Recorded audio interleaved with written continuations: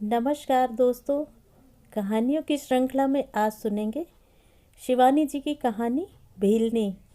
लेकिन उससे पहले मेरा आपसे विनम्र अनुरोध है कि अगर आपको मेरी कहानियाँ अच्छी लगती हैं तो मेरे चैनल को सब्सक्राइब ज़रूर करें, लाइक करें, शेयर करें और बेल आइकन दबाना बिल्कुल भी ना भूलें। आज सुनिए भीलनी। विलासिनी दर को मैंने जब पहली बार देखा तब उसके उजले ललाट पर मद्रासी कत्थई कुमकुम की अनित्य द्युति ने ही मुझे सर्वाधिक मोहा था। किसी भी ललाट पर बिंदी की ऐसी अनुपम छटा मैंने फिर कभी देखी हो ऐसा मुझे स्मरण नहीं पड़ता। वह कश्मीरी थी, इसी से उसके गौर वर्ण में वह स्निग्ध सफ़ेदी थी जो कश्मीरी त्वचा में रक्त मज्जा के साथ रसी बसी रहती है। फिर जब मैंने उसे पहले पहल देखा, वह संभवतः उसी ऐतिहासिक नौ तारुण्य की वयः संधि पर खड़ी थी जहाँ पैर रखते ही गर्दभी के अप्सरा बन जाने का उल्लेख हमारी एक भारतीय कहावत ने कुछ कुछ अशालीन लगने वाले शब्दों में किया है। एक तो वह मोहक कच्ची वयस, दूसरे स्वयं उस अपूर्व सौंदर्य का जादू नारी होने पर भी मुझे मोह गया था। सीधे सपाट काले बालों को वह एलिस इन वंडरलैंड वाले अंदाज में ही एक फीते से कसकर बांधे रहती। कुछ कुछ कंजी आंखों में सुरमे की प्रगाढ़ रेखा ऐसे कौशल से खिंची रहती कि सामान्यतया छोटी आंखों की परिभाषा में बांधी जाने वाली आंखें भी बहुत बड़ी बड़ी लगने लगती। अरे, आप इसी बस से आ गई? दीदा ने तो लिखा था कि आप शाम तक पहुंचेंगी। हमारा बंगला ढूंढने में मुश्किल तो नहीं आई? आसाम के चीफ जस्टिस का बंगला ढूंढने में मुझे भला मुश्किल कैसे आ सकती थी? संकोच अवश्य मुझे प्रतिपल धरातल में धंसा रहा था। न जान न पहचान, मैं तेरा मेहमान बनकर ही तो मैं वहाँ चली आई थी। अचानक ही मुझे तार से सूचना मिली थी कि मेरे बीए की परीक्षा का सेंटर शिलोंग के सेंट एंड्रूज कॉलेज में पड़ा है। वहाँ जाते ही कहाँ रहूँगी, इस समस्या का समाधान तत्काल किया था विलास की ममेरी बहन मालिनी कौल ने। मालिनी मेरी सहपाठनी थी। चिंता क्यों करती हो? मेरे फूफा जी की शिलोंग में बहुत बड़ी कोठी है, उन्हें आज ही तार कर दूंगी। तुम वहीं रहकर परीक्षा दे सकती हो। उन दिनों शांति निकेतन कलकत्ता विश्वविद्यालय से संबद्ध था। परीक्षा देने हमें कलकत्ता जाना पड़ता था या फिर शिलोंग। कलकत्ता में उन दिनों द्वितीय विश्व युद्ध की नाना अफवाहें उड़ रही थीं कि जापानियों ने एक बम गिरा दिया है, दूसरा शीघ्र ही गिराने वाले हैं आदि। मेरे पिता ने ही आश्रम सचिव को पत्र लिख मेरी परीक्षा का सेंटर शिलोंग रखने का अनुरोध किया था। मुझे एक प्रकार से अनिच्छा से ही परीक्षा देने वहां जाना पड़ा था, किंतु वहां पहुंचते ही उस अपरिचित परिवार ने मुझे जिस स्नेहपूर्ण आत्मीयता से अपने आतिथ्य की डोर में बांधा, उसने मुझे उनसे ऐसे घुला मिला दिया जैसे मेरा उनसे वर्षों का परिचय हो। जस्टिस दर की केवल दो पुत्रियां थीं, सुहासिनी और विलासिनी। सुहासिनी छोटी बहन विलासिनी की तुलना में रूप रंग डील डॉल में अत्यंत अनाकर्षक थी। उसके अस्वाभाविक रूप से लंबे कद ने उसके चौड़े कंधों को क्षमा मांगने के से अनाकर्षक झुकाव में झुका दिया था। आवश्यकता से अधिक लंबी नाक, आवश्यकता से अधिक चौड़ा कल्ला और आवश्यकता से अधिक सपाट छाती ने उसके विचित्र व्यक्तित्व को किसी बृहन्नला की सी छवि में ढाल दिया था। उसका प्रत्येक अवयव लाइफ साइज से कुछ बड़ा ही लगता। एक बार गलती से मेरे पैर उसकी चप्पलों में चले गए तो लगा मैं तैरने लगी हूँ। सुहास दीदा हंसती भी तो पुरुषोचित ठहाके लगाकर। यही नहीं, होठों के ऊपर मूँछों की हल्की स्याह रेखा भी उभर आई थी। रही सही कसर लोमश कपोल पर उभरे भूरे मस्से ने पूरी कर दी थी। आश्चर्य होता था कि एक ही माता पिता की सुदर्शन जोड़ी ने दो विरोधाभासों की साकार परिभाषा सी इन दो बहनों की सृष्टि कैसे की होगी। मिसेस दर बूटे से कद की अत्यंत आकर्षक महिला थीं। सफ़ेद कानों को फाड़कर झूलते दोनों अटेरू वह जूड़े में अटकाकर डोरी से ऐसे लटका देती कि कान के जगमगाते हीरों के पीछे झूलते वे कश्मीरी सुहाग चिन्ह उस व्यक्तित्व संपन्न महिला को और भी तेजस्वी बना देते, जैसे किसी भव्य संगमरमरी इमारत पर लटक रहे जगमगाते कंदील हों। किंतु मुझे कश्मीरी सौंदर्य में प्रायः आँखों को चौंधियाने वाला तेज ही अधिक दिखता है, शीतल करने वाला स्निग्ध प्रकाश नहीं। श्रीमती दर का सौंदर्य भी देखने वालों को सहमाता ही अधिक था, मोहता कम। उनके आतिथ्य में कभी कभी उनके दम्भी स्वभाव का अहम दीप्त कश्मीरी तेज स्पष्ट हो उठता और मैं संकोच से सिमट उठती। किंतु विलास न जाने कैसे अपनी तेजस्वी माँ की उपस्थिति में मेरा संकुचित होना भांप लेती। मम्मी आप जाइए, आपको आज गवर्नमेंट हाउस की मीटिंग में जाना है ना, हम नाश्ता कर लेंगे। उन दिनों उच्च पदस्थ अफसरों की पत्नियां राजभवन में द्वितीय युद्ध की भूमिका बांधने का महत्वपूर्ण कार्य कर रही थीं। राजभवन में एक नियत समय पर सब एकत्र होती, ढेरों खाकी ऊन की ढेरियां बना प्रत्येक को सौंप दी जाती। युद्ध क्षेत्र में युद्धरत सैनिकों के लिए न जाने कितने जोड़ी दास्ताने, होज, स्वेटर मम्मी बुन बुन कर भेज चुकी हैं। मुझे और दिद्दा को भी उनकी मदद करनी पड़ती है। छी, अब तो खाकी रंग देखकर ही मुझे उपकाई आने लगी है। ऐसी समाज सेवा मम्मी को कभी नहीं उबाती। देखने में मम्मी जितनी रूखी लगती हैं उतनी असल में है नहीं। वह कुछ कुछ खिसियाए स्वर में कुछ ही क्षण पूर्व मम्मी के मुझसे पूछे गए दम्भी प्रश्न के लिए मूक क्षमा याचना कर रही थी। जाते जाते उसकी दम्भी मम्मी ने अपने सुंदर चेहरे को अपने ओछे दम्भी प्रश्न की मनहूसियत से स्वयं विकृत कर लिया था। क्या करते हैं तुम्हारे फादर? मैं मम्मी को भी दोष नहीं देती, विलास कहने लगी। यह हमारी कश्मीरी कौम की मज्जागत दुर्बलता है कि अपनी गोरी चमड़ी के अहम से हम कभी मुक्त नहीं हो पाते। मम्मी की बातों का बुरा न मानना। परीक्षा समाप्त हुई और मैं दूसरे ही दिन वापस लौटने का प्रोग्राम बनाने लगी तो विलास ने मुझे बड़े आग्रह भरे दुलार से रोक लिया। इतनी गर्मी में कलकत्ता जाकर क्या करोगी? अभी तुमने शिलोंग ठीक से देखा भी नहीं है। धान खेती, मुल्की सब घुमाएंगे तुम्हें। हमारी ब्रह्मपुत्र नदी का पाट तुम्हारे बंगाल विहार की नदियों के पाट से कितना चौड़ा है, कितना आकर्षक, यह तो देखती जाओ। स्टीमर पर हबीबगंज भी घुमा लाएंगे तुम्हें। स्टीमर पर ही एक मछली वाला ताज़ी बागदी चिंगड़ी पकड़कर वहीं फ्राई कर खिलाता है। ऐसी स्वादिष्ट मछली तुमने कभी नहीं खाई होगी। जैसा ही विचित्र टेढ़ा मेढ़ा शहर था हबीबगंज, वैसा ही त्रिभंगी था वह मछली बेचने वाला। हथ अंगीठी में ही कड़ाही भर तेल छोड़ देता, फिर पेशेवर सधे अंदाज से जाल नदी में छोड़ एक झटके से ऊपर खींचता और फड़फड़ाती नन्ही बागदी चिंगड़ी मछलियाँ सीधे ब्रह्मपुत्र से निकलकर गरम तेल में गिरती।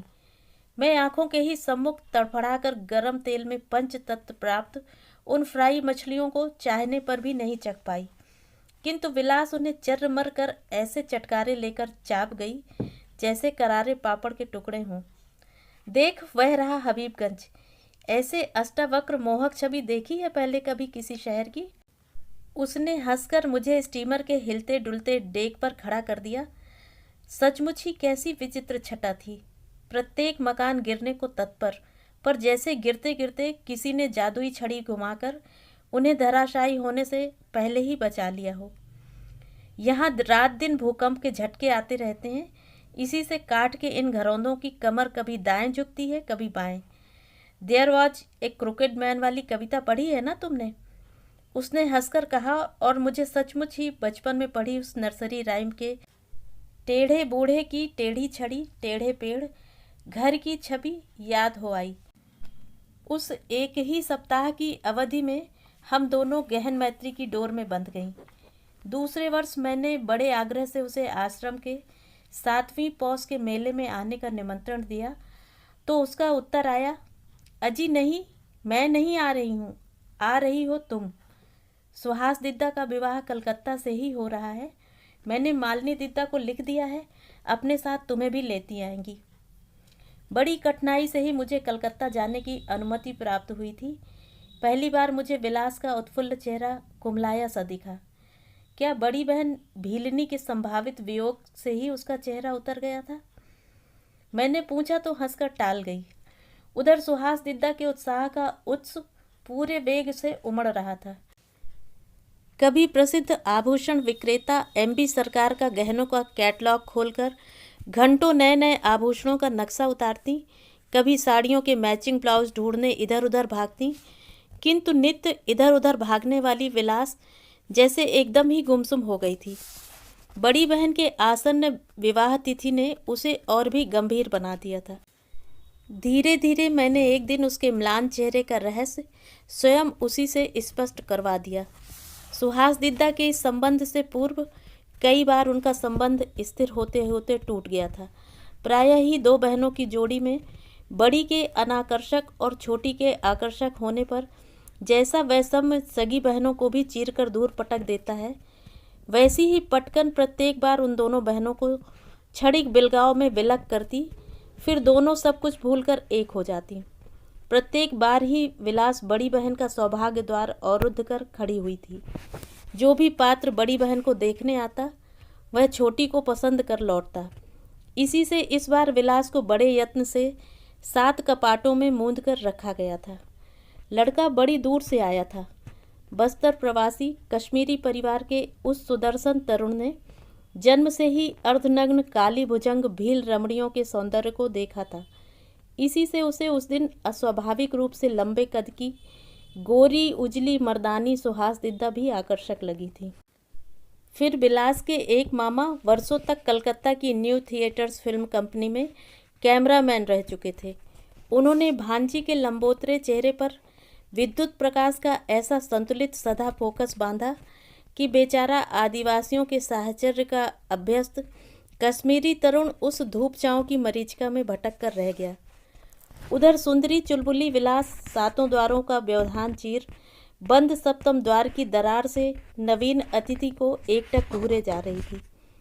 जैसा ही आकर्षक कद था वैसा ही रंग। प्रत्येक बार दिद्दा के व्यर्थ यौवन की पराजय और अपने सार्थक सौंदर्य की विजय का अभ्यस्त उसका अविवेकी चित्त उस यौवन दीप्त दर्पित युवक को अपने रूप की मूठ चला घायल करने को ललक उठा। अतिथि के जाने पर ही जब द्वार खुले तब उसका सारा गुस्सा निरीह दिद्दा पर ही उतरा था। हद है बदतमीजी की, घंटों हमें आप ही के लिए ऐसे बंद कर दिया गया। इससे तो हमारे चेहरे पर कोलतार पोत हमें वहीं बिठा लेती, वह भी हमें मंजूर था। तबीयत घबरा ही नहीं गई, बेहोशी आने लगी थी हमें। अब के इन हजरत ने भी आपको पसंद नहीं किया तो समझिए कि हमें बेकार ही बंद किया गया। सिर चढ़ी छोटी बहन की बकवास की अभ्यस्त धरती सी सहिष्णु सुहास दिद्दा ने हंसी में बात टाल दी थी। तब सुन विलास, इस बार हम पसंद नहीं किए गए तो हम खुद ही यह सर्कस बंद कर देंगे। तू क्या सोचती है, मुझे ये बार बार मनहूस चेहरे पर रंगीन बुंदकियाँ रख जोकर बनना अच्छा लगता है? नहीं पसंद किया तो हम डॉक्टरी पढ़ेंगे, अंगूठा दिखा देंगे इन मुए मर्दों को, समझी? लेकिन हुआ उल्टा।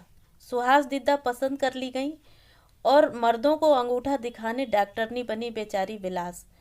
सुहास दिद्दा की पसंदी के समाचार को महोत्सव के रूप में ही ऐसी धूम से मनाया गया था जैसे किसी समृद्ध ग्रह का कुपुत्र वर्षों तक हाई स्कूल में फेल हो सहसा प्रथम श्रेणी में पास हो गया हो। विलास के म्लान चेहरे का रहस्य उसने इसी मोड़ पर आकर स्वयं उगल दिया था। जिस दिन हमने पहली बार उसे द्वार की दरार से देखा उसी दिन हमने मूर्ख प्रण कर लिया था कि विवाह करेंगे तो इसी से, नहीं तो आजन्म कौमार सेतेंगे।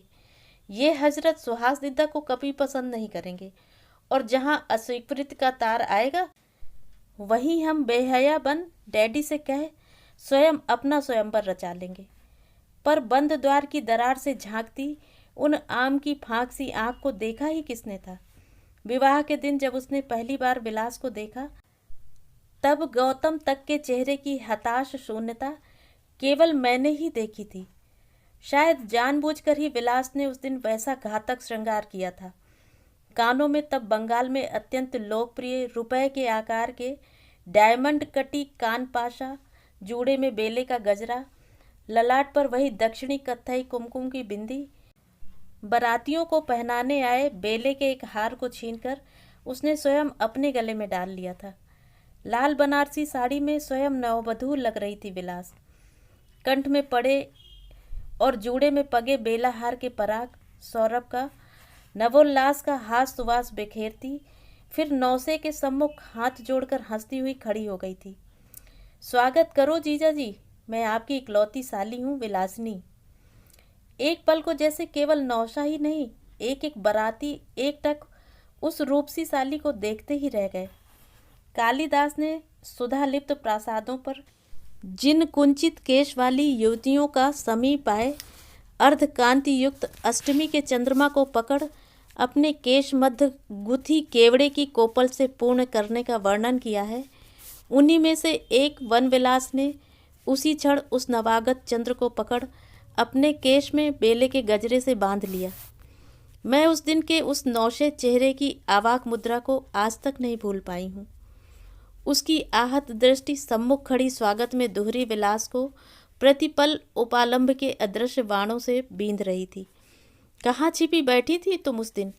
तुम्हें छिपाकर ही क्या मुझे धोखा देने तुम्हारी बड़ी बहन को दिखाया गया था?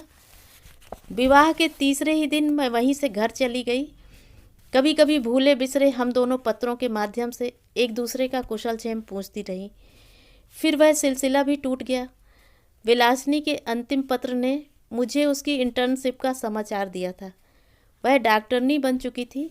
फिर पता नहीं किस अंतरिक्ष में वह विलीन होकर खो गई। इतने वर्षों पश्चात वह अचानक फिर ऐसे मिल जाएगी, इसकी कभी कल्पना भी नहीं की थी।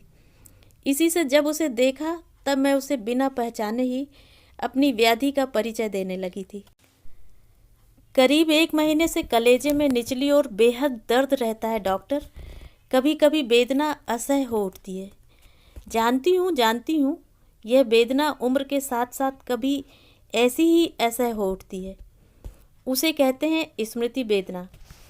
किंतु हमारी डॉक्टरी इसका उपचार करने में आज तक असमर्थ ही रही है।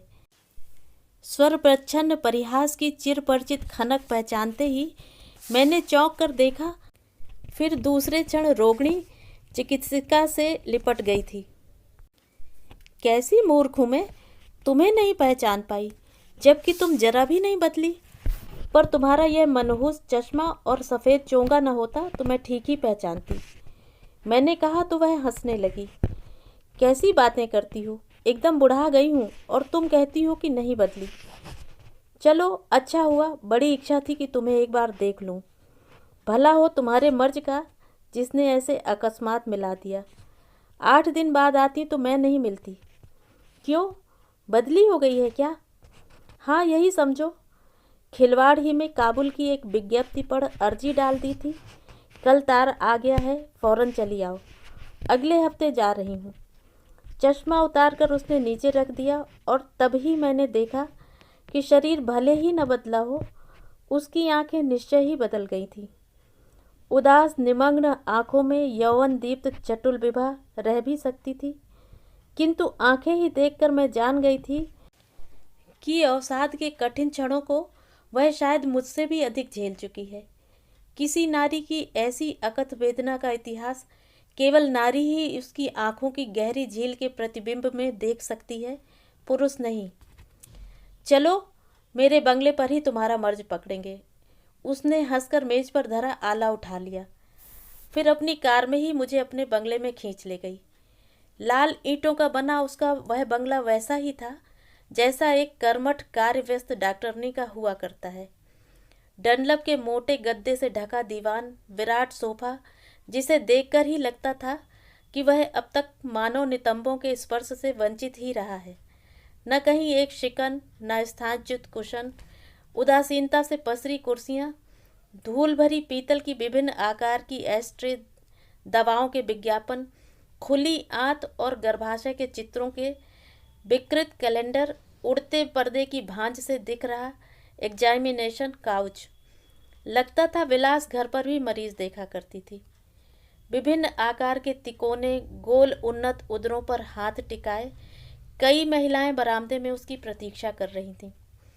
तुम थोड़ा सुस्ता लो, मैं इन्हें निपटा लूँ। वह भीतर चली गई। थोड़ी देर बाद एक नौकरानी मुझे शरबत का गिलास थमा गई। शरबत की पहली घूंट के साथ ही मेरी नज़र सामने मेज पर धरे स्टील के फ्रेम पर मढ़े चित्र पर पड़ी। लगता था विवाह के बाद ही सुहास दिद्दा ने वह तस्वीर खिंचवाई थी। पर कौन कहेगा यह सुहास दीदा हैं?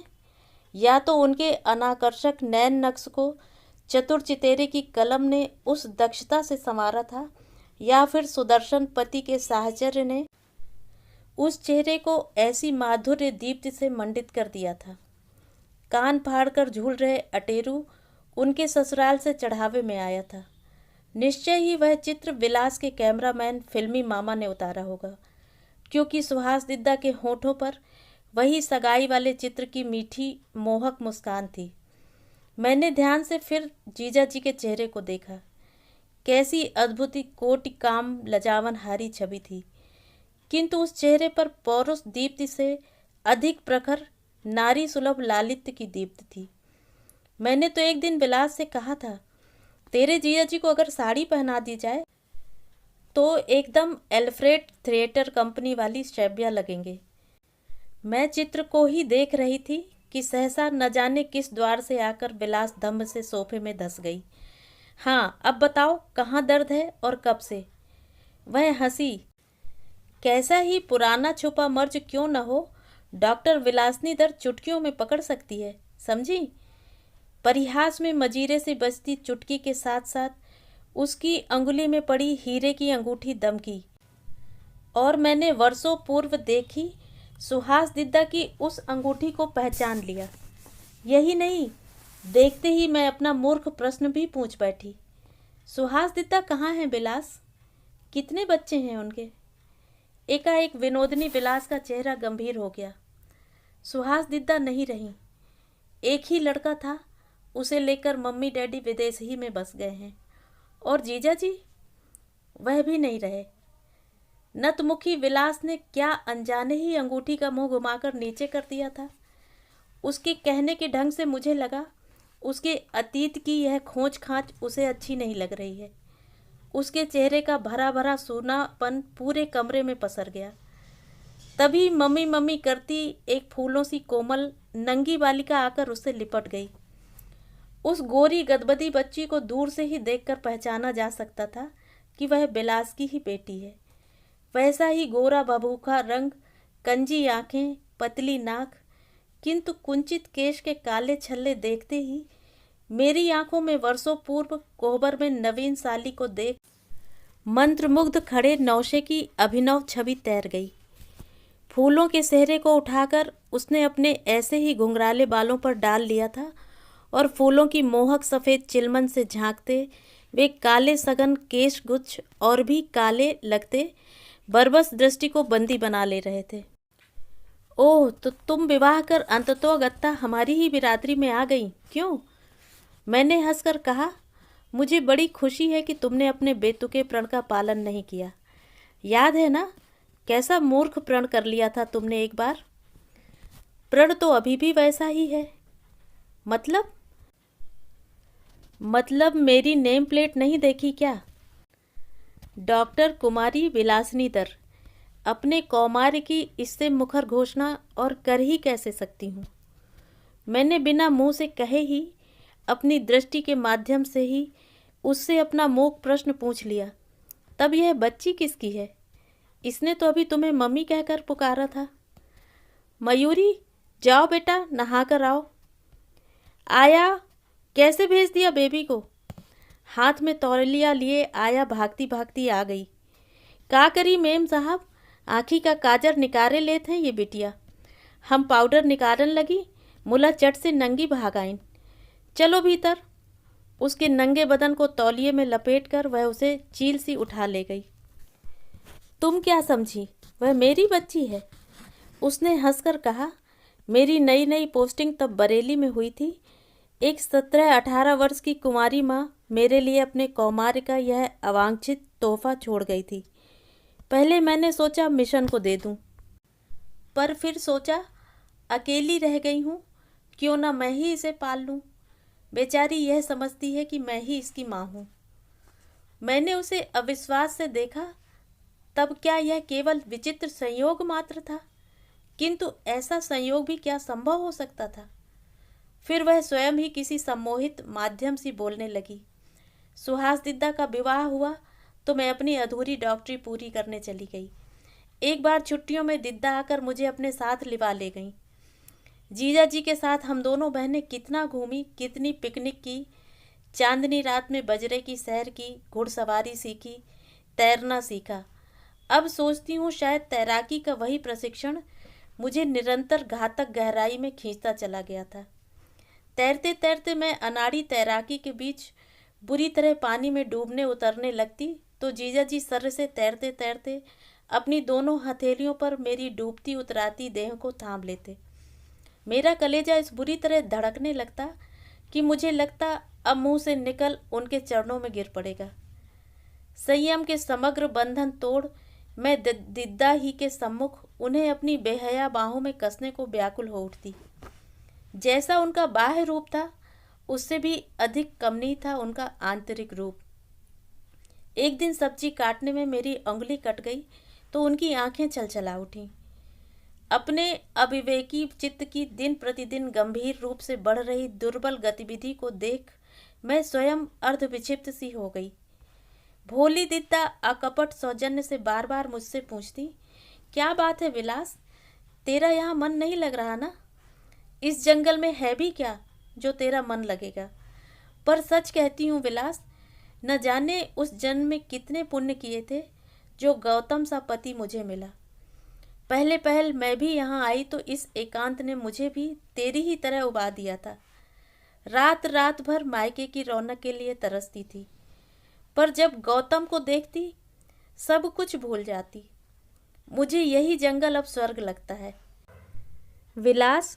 भगवान से यही मनाती हूँ कि तुझे भी गौतम सा ही वर मिले। बेचारी दिद्दा की वही मनौती स्वयं उन्हीं के लिए प्राणघाती मूठ बन उन्हें धराशायी कर गई। मेरे प्रति दिद्दा के लाड़ प्यार का अंत नहीं था।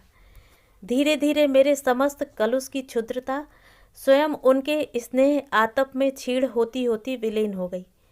मैं जब लौटी तब अपने क्षणिक विकास से लगभग मुक्त हो चुकी थी। 1 वर्ष तक फिर मैं दिद्दा के स्नेही निमंत्रणों को जानबूझकर ही निरंतर ठुकराती रही। फिर एक दिन छुट्टियों में घर जाने की तैयारी कर रही थी कि डैडी का पत्र मिला। सुहास पूरे दिनों से है, तुम्हारी मम्मी का ब्लड प्रेशर अचानक बहुत बढ़ गया है। वह इस अवस्था में कहीं नहीं जा सकती, तुम्हें ही जाना होगा। अब कभी कभी सोचती हूँ बिना कुछ सोचे समझे ऐसी न चली गई होती तो शायद हम दोनों बहनों का इतना बड़ा सर्वनाश भी नहीं होता। सुहास दिद्दा के संभावित मातृत्व ने उनके शरीर को बड़े भद्दे ढंग से विराट बना दिया था। बेचारी गर्भभार से हिलडुल भी नहीं पा रही थी।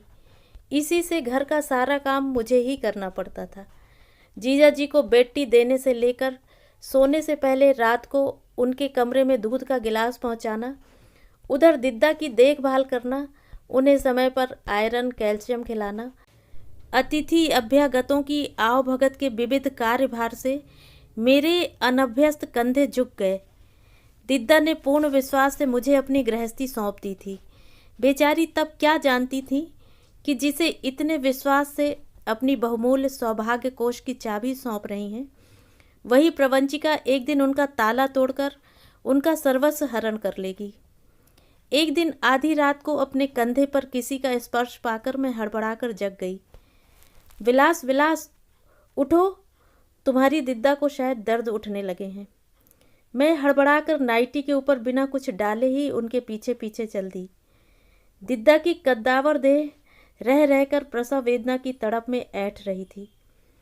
जीजा जी ने व्याकुल दृष्टि से मेरी ओर ऐसे देखा जैसे दर्द स्वयं उन्हें ही उठ रहे हों। क्यों, दर्द ही है ना विलास? उन्होंने घबराकर पूछा तो मुझे हंसी आ गई। पहली बार पिता बन रहे उन जैसे नवीन पिताओं की अनाड़ी बौखलाहट पहचानना मैं खूब सीख गई थी। मैंने हंसकर कहा, अभी बहुत देर है। दूसरे दिन संध्या समय 5 बजे दिद्दा ने 8.5 पाउंड के एक स्वस्थ सुंदर शिशु पुत्र को जन्म दिया। मैं ही बाहर व्याकुलता से चहलकदमी कर रहे जीजा जी को उनके नवजात पुत्र की पहली झलक दिखाने ले गई थी। मेरे नहीं नहीं करने पर भी वह जबरदस्ती दिद्दा के कमरे में घुस आए। सुहास, सुहास तुम ठीक हो ना? उन्होंने प्रसव शिथिला दिद्दा के दोनों हाथ पकड़ लिए। लाइए जनाब, पहले साली का नेक तो निकालिए। मैंने उन्हें बाँह पकड़कर पीछे खींच लिया। अलस निढाल पड़ी दिद्दा के मुरझाए चेहरे पर भी पल भर को हंसी थिरक गई। बोलो बोलो, क्या लोगी? जीजा जी ने बड़े उत्साह से जेब का बटुआ निकाल लिया। मैं भी बच्ची किसी जिद में अड़ गई। रुपया नहीं लेंगे जी। तब तब क्या? दिद्दा किसी अंगूठी दिलवाइए हमें, समझे? ठीक है, उतार दो सुहास, हम तुम्हें कल ही जयपुर से इससे भी बढ़िया दूसरी अंगूठी मंगवा देंगे। दे दो इस मंगंती को अपने हाथ की उतरन, तुम्हारे रोक शोक सब इसके सिर। सचमुच ही दिद्दा ने अंगूठी उतारकर मेरी ओर बढ़ा दी तो मैं खिसिया गई। मैं जानती थी कि वह अंगूठी दिद्दा को जीजा जी का प्रथम प्रणयोपहार थी, पर मेरे नहीं करने पर भी दोनों ने बड़ी जिद से मुझे अंगूठी पहना दी। इसी तरह नाना आमोद प्रमोद के उत्सवों में पूरा महीना बीत गया। जब जाने का दिन आया तब ही मुझे लगा कि प्रणय का विषम शल्य जिस गहराई से मेरे हृदय में धंस गया है, उसे चाहने पर भी मैं अब नहीं खींच सकती। मेरी दुर्बलता का आभास अब तक भोली दिद्दा को रंच मात्र भी नहीं था, किंतु मेरे नैनों की भाषा को पढ़ने वाले ने ठीक ही पढ़ लिया था। दूध के गिलास के साथ साथ मेरी कांपती उंगलियां थामकर दबा देना, खाने की मेज पर आमने सामने बैठते ही अपने पैरों के बलिष्ठ पंजों में मेरे दोनों पैरों को बंदी बना लेना, पर्दे की आड़ का बहाना बना जानबूझकर मुझसे टकरा सॉरी कह मेरी ओर देख सहसा एक आंख मूंद लेना, जैसे नित्य एक रसीले पाठ पढ़ा मेरा विनोदी प्रणयी मुझे प्रेम की सकरी अली गली के घेरे में आंखों में पट्टी बांधकर घुमाता चला जा रहा था। किंतु प्रेम को भी सूर्य की प्रखर किरणों की भांति करपुट में मूंदा नहीं जा सकता था। प्रेमालोक भी एक न एक दिन सूर्यलोक की भांति दूर दूर तक छिटक ही पड़ता है।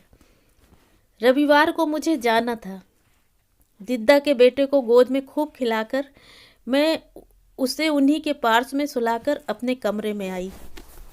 उस दिन मूसलाधार पानी बरस रहा था। रह रहकर बिजली की चमक से पूरा कमरा चमक रहा था। मैंने लपक कर खिड़की बंद कर दी। मेरे कमरे में कांसे का बड़ा सा फूलदान धरा था। मम्मी कहा करती थी, कांसे के बर्तन पर ही तो बिजली गिरती है, किंतु कांसे का वह फूलदान न होता तब भी मेरे भाग्य में लिखा वह वज्रपात क्या टल सकता था। सहसा कहीं दूर बिजली गिरी और पूरे बंगले की बिजली चली गई। विलास, तेरे कमरे में टार्च है तो मुझे दे जा। नन्हा बिस्तर गीला कर देगा तो अंधेरे में नैपी कैसे बदलूंगी? दिद्दा ने अपने कमरे से मुझे पुकार कर कहा। मैंने टटोल कर टॉर्च निकाली और उन्हें देने गई तो वह चिंतातुर स्वर में कहने लगी, तेरे जीजा जी अभी तक नहीं आए, पता नहीं कब तक लौटेंगे। कभी कभी इस जंगली भीलों की बस्ती में बुरी तरह जी घबराने लगता है विलास। न जाने ससुरे कब भड़क उठें और अपने जहर बुझे तीर निकाल लें तरकस से। इनसे पहले अफसर को भी तो अभागों ने ऐसे ही खत्म कर दिया था। बेचारी दिद्दा तब क्या कभी स्वप्न में भी सोच सकती थी कि कुछ ही घंटों में स्वयं विधाता उन्हीं के तुरीण से जहर बुझा तीर निकाल उन्हें थमाने जा रहा है। मैं बड़ी देर तक उन्हें दिलासा देती रही, फिर अपने कमरे में आकर लेट गई। न जाने कब मेरी आंखें लग गईं। सहसा मुझे लगा कोई आकर मुझसे सटकर सो गया है। शायद मैं भय से चीख पड़ती, पर तब ही परिचित देह परमिल ने मुझे बेसुध कर दिया। बलिष्ठ बाहों के घेरे में मैं न जाने कब तक वैसी ही बेसुध पड़ी रही। हम दोनों के धड़कते हृदय एक साथ संलग्न होकर घड़ी के पेंडुलम किसी सधी धड़कन में धड़क रहे थे, और तब ही संध्या की प्रगाढ़ यवनिका में डूबी विलास के कांपते नासिकाग्र को मैं उस अस्पष्ट आलोक में भी स्पष्ट देख पा रही थी। सहसा कमरे की बिजली लौट आई। वह कहने लगी, पहले तो अंधकार से अचानक प्रकाश के घेरे में लौटी अपनी आंखें पूरी मैं ठीक से खोल नहीं पाई, पर जब आंखें पूरी खुली तो देखा दोनों पर्दों की भांजों के बीच दिद्दा बुत बनी खड़ी हैं। उसी क्षण मैंने उनकी आंखों में खून उतरते देख लिया था। मैं भूल गई कि जिन नग्न बाहों के बंधन में बंधी मैं उस अधिकार से सो रही हूँ, उसकी वास्तविक अधिकारिणी मेरे सम्मुख खड़ी है। मैं अचकचाकर उठ बैठी। मेरा सहचर तब भी बेखबर सो रहा था। उसकी मदालस श्वास प्रश्वास की अस्थिर गति मुझे उसके अधर स्पर्श के साथ ही बता गई थी कि वह खूब तबीयत से चढ़ाकर आया है। उठते ही मुझे अपनी नग्न देह का आभास हुआ। मैं लपक कर कुर्सी पर टंगी नाइटी लेने लपकी और दिद्दा तीर सी छिटक गई। मैं नाइटी पहन बेखबर साथी के घुंघराले छल्लों को सहलाकर जगाने लगी तो प्रथम मिलन की समग्र ममता मेरे कंठ में गह्वर बनकर अटक गई। मैं उसे पुकार भी नहीं सकी। मेरा हाथ उसी महत्वपूर्ण अधिकार से उन घुंघराले बालों को सहला रहा था कि दिद्दा एक बार फिर पर्दों की यवनिका चीरकर खड़ी हो गई। उनका अस्वाभाविक रूप से खूंखार बन उठा चेहरा देख मैं सहम गई। फिर सहसा मेरी सहमी दृष्टि उनके हाथ के रिवाल्वर पर पड़ी। जंगली आदिवासियों के बीच बसने जा रही पुत्री को यह रिवाल्वर मेरे डैडी की भेंट थी। विद्रोही भीलों के जहर बुझे तीरों से जिस सुहाग को बचाने डैडी ने उन्हें वह रिवाल्वर भेंट की थी, उसी ने उनका सुहाग छीन लिया। निशाना ताका था उल्टा चरित्रहीना सौत बन गई सगी बहन की नंगी छाती की ओर और गोली लगी दूसरी नंगी छाती पर। नशे की ढुलमुल लाल लाल आंखें निमिष मात्र को ही खुली थी। आहत दृष्टि पहले मेरे चेहरे पर सरसराई, फिर द्वार पर बुत बनी दिद्दा पर। दिद्दा, ये तुमने क्या कर दिया? मैं चीख कर जीजक जी की निश्चेष्ट देह पर झुकी। खून की फुहार से मेरे दोनों हाथ भर गए। मुझे लगा मैं गिर रही हूँ, किंतु आंखों के आगे छा रहे अंधेरे को तभी दूसरे धमाके ने दूर खदेड़ दिया। मैं हड़बड़ाकर उठी। एक ताज़ा रक्त की धार छोड़ मैं खजूर के लंबे पेड़ सी ढह गई दिद्दा की देह उठाने बढ़ी। ओफ, कैसे तड़फ रही थी वो। मुझे देखते ही चीख कर बोली, भाग जा, मत छू मुझे, भाग भाग यहाँ से। उस चेहरे पर क्रोध से अधिक घृणा का भाव था। मैं घबरा गई। निश्चय ही अब उन दो दो रक्त सनी देहों के बीच खड़ी एकाकिनी साक्षिणी डॉक्टर विलासिनी दर को ही पुलिस पकड़ेगी। पिता की प्रतिष्ठा, माँ का संस्कारशील अतीत, स्वयं अपनी लज्जा कलुष मुझे धरती में धंसाने लगे। फिर मैं तीर की तरह भागी। पहला फ़ोन किया पुलिस कमिश्नर दामले को। सौभाग्य से वह डैडी के पुराने मित्र थे। दूसरा फ़ोन किया डैडी को। सहसा मुझे अपने विवस्त्रावस्था का ध्यान आया। दूसरे कमरे में दिद्दा का नन्हा बेटा अपने नन्हे फेफड़े फाड़ फाड़ कर रोने लगा था।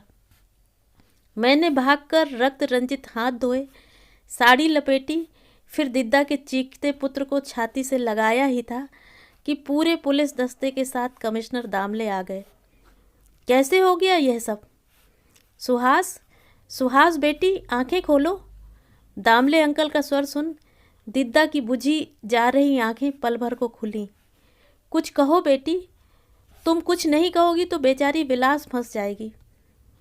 मैंने दिद्दा के हिलते होंठ को देखते ही आंखें बंद करके उनके नन्हे बेटे को छाती से सटा लिया। मेरा सर्वांग मृत्यु कंप में थर थर काँप रहा था। आंखें बंद किए ही मैं जैसे कटघरे में खड़ी अपना मृत्यु दंड सुनने की प्रतीक्षा कर रही थी। पुत्र जन्म के बाद मैं अलग कमरे में सोने लगी थी। दिद्दा रुक रुक कर कह रही थी। अंकल दामले तेजी से उनका अंतिम बयान लिखते चले जा रहे थे। बड़ी रात तक गौतम नहीं लौटे। सुबह 3 बजे मैं एक बार उनके कमरे में देखने गई कि लौटे हैं या नहीं। मैंने देखा कहते कहते वह फिर रुक गई। मैंने फिर कुछ नहीं सुना। अब दिद्दा क्या कहेंगी, उसी लज्जा का आतंक मुझे उनके नन्हे के साथ शायद उन्हीं की रक्त सनी देह पर गिरा देता। तब ही मुझे किसी ने थाम लिया। मैंने जोर से दांत भींचकर अपने को संयत किया। क्या देखा सुहास? कोशिश करो बेटी, तुम्हारा यही बयान अब तुम्हारी निर्दोष बहन की पैरवी करेगा, अंकल दामले कहने लगे। अंकल दामले, अंकल दामले, मैं निर्दोष नहीं हूँ।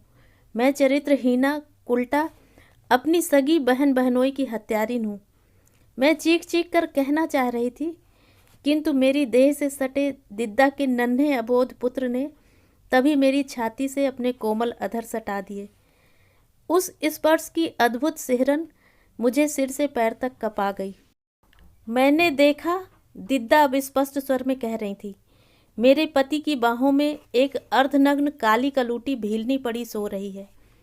मैं क्रोध से एक क्षण को विवेक खो बैठी। भागकर भरी रिवाल्वर निकाली, मारना चाहा था भीलनी सौत को, पर निशाना चूक गया uncle. I was always a poor shot. मैं पक्की निशानेबाज कभी नहीं रही। दिद्दा के उस मृत्यु विकृत व्यंग की तिर्यक हंसी का चाबुक सीधे मेरे चेहरे पर पड़ा।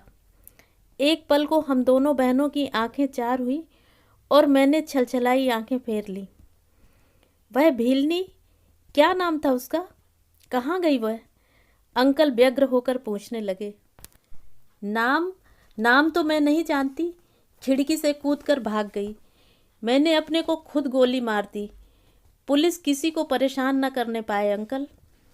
इस बयान के बाद आधा घंटे तक दिद्दा और तड़पी थी, फिर लुढ़क कर अंकल की गोदी में ही गिर पड़ी। अपूर्व शांति उनके मुख पर दमक उठी थी। बचपन में भी दिद्दा ने मुझे न जाने कितनी बार मेरे सारे अपराध स्वयं ओढ़ ऐसे ही बचाया था। दुर्धर्ष विपत्तियों के व्यूह में स्वयं घुस मुझे कितनी बार बाहर धकेला था दिद्दा ने। उस दिन मुझे अपने चरणों में सिर रखकर अंतिम बार क्षमा मांगने के अधिकार से वंचित कर गई दिद्दा। मेरी आंखों से अश्रुधारा बांध तोड़कर बहने लगी। फिर अपनी छाती से लगे उस शाखा मृगी के से छौने को कसकर चिपटा मैं अपने कमरे में भाग गई। उसके नन्हे कानों से मुंह सटा मैं पागलों की तरह बड़बड़ाने लगी, मुझे माफ़ कर नन्हे, मैंने ही तुझे अनाथ बनाया है। न जाने कब तक मैं उसे चिपकाए वहीं बैठी रही। मुझे लगा उस आत्म विगलित अश्रुधार के साथ साथ मेरे सारे कलुष प्रक्षालित हो गए हैं। अंकल दामले ने मुझे फिर उस बंगले में नहीं रहने दिया। दूसरे ही दिन मम्मी डैडी भी आ गए। मम्मी ने मुझे न जाने कितनी बार झकझोर कर पूछा, कौन थी वह हरामजादी भीलनी? कोई आया थी या किसी चपरासी की बीबी? आखिर तूने भी तो देखा होगा उसे। मैं खून पी जाऊंगी उस बदजात का, भले ही फांसी पर क्यों न चढ़ना पड़े। मैं क्या मम्मी से कह सकती थी, मम्मी बताने पर भी क्या तुम उस भीलनी का खून पी सकोगी? मनुष्य की स्मृति भी कितनी क्षण स्थायी होती है। इतने वर्षों में सगी बहन का चेहरा भी अब लगभग भूलने लगी हूँ। डैडी मम्मी ने चिरौरी की, समझाया, डांटा डपटा, पर मैं उनके साथ नहीं गई। जिस नन्हे प्राणी का सर्वस्व हरण कर मैंने जिसे अनाथ बनाया था, उसको दिन रात न देखने पर क्या मैं जी पाती? मैं यहीं रह गई। डैडी की चिट्ठियाँ आती रहती हैं। नन्हे ने बाप की सूरत और दिद्दा का कद पाया है। फिर मुझे भी यह बच्ची मिल गई। अनायास लब्ध मातृत्व के इस बंधन ने मुझे भी बांध लिया। इसी के स्नेह ने मेरे कलुषित अतीत को स्वयं मिटा दिया। मम्मी, सर्कस देखने कब चलोगी? बिलास की नन्ही मयूरी न जाने किस द्वार से एक बार आंधी के झोंके सी कमरे में घुस आई। कैसी प्यारी बच्ची थी, शोभा और कांति की प्रतिमूर्ति। किंतु कोई मूर्ख, अनाड़ी, अनजान अतिथि भी विलास के ड्राइंग रूम में धरे सुहास और उसके पति के चित्र को देखते देखते ही नन्ही बच्ची के जनक को पकड़ सकता था। मैंने एक बार फिर ध्यान से मयूरी को देखा। मेरी उस संधानी दृष्टि को फिर चित्र पर फिसलते शायद चतुरा विलास ने भी देख लिया था। शक पकाकर वह अकारण ही बच्ची को झिड़कने लगी। जाओ खेलो बाहर, हम अभी मौसी को पहुंचा कर आते हैं। कार निकालकर उसने मेरे लिए द्वार खोला। मार्ग भर हम दोनों एक शब्द भी नहीं बोली। अपनी सखी की अतीत की परिहास रसिकता मैं अभी भी नहीं भूली थी। इसी से एक बार जी में आया उसे हंसकर छेड़ दूं। क्यों विलास, मयूरी उसी भीलनी की बेटी है ना? पर फिर कनखियों से देखा तो उस उन्मथित चेहरे की कातरता स्वयं मेरा कलेजा निचोड़ गई। मरे मुर्दे से भला मजाक किया जाता है। घर आया और मैं बिना कुछ कहे ही उतरने लगी तो उसने न जाने क्या सोचकर मेरा हाथ थाम लिया। हमेशा के लिए भारत छोड़कर जा रही हूँ, शायद तुम्हें अब कभी देख भी नहीं पाऊँ। मैं जानती हूँ तुम क्या सोच रही हो। इसी से तो आज तक डैडी मम्मी से मिलने नहीं गई। इसे लेकर उनके सामने खड़ी हुई तो भोले डैडी भले ही ना समझें, मम्मी एकदम समझ जाएंगी कि यह बदजात भीलनी कौन थी। दिद्दा मुझे माफ़ कर गई, पर उस बड़ी अदालत ने मुझे माफ़ नहीं किया। दिया है आजन्म कारावास, आदमी स्वजनों के चेहरे देखने को भी तरसने का कठोर दंड। इसी से शायद वह उदार न्यायाधीश मुझे काबुल भेज रहा है, जैसे पहले कभी हत्या के अपराधी को काला पानी भेज दिया जाता था, है ना। वह हंसकर हाथ हिलाकर चली गई, पर मैं न हाथ हिला पाई न उस विचित्र भीलनी के उदास स्मित का प्रत्युत्तर ही दे सकी। तो ये थी कहानी। कहानी आपको कैसी लगी कमेंट करके ज़रूर बताएं।